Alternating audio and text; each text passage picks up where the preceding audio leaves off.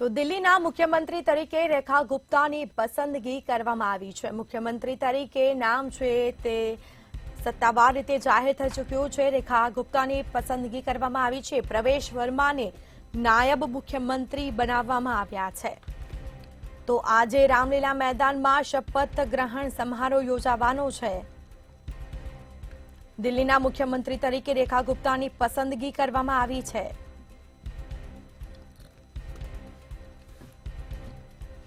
તો આ સાથે જ પ્રવેશ વર્માને નાયબ મુખ્યમંત્રી બનાવવામાં આવ્યા છે।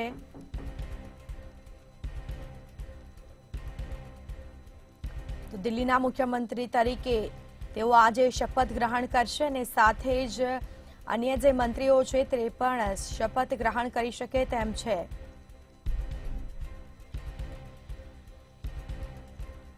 તો પ્રવેશ વર્માને નાયબ મુખ્યમંત્રી બનાવવામાં આવ્યા છે। આજે શપથ ગ્રહણ સમારોહનું આયોજન કરવામાં આવ્યું છે।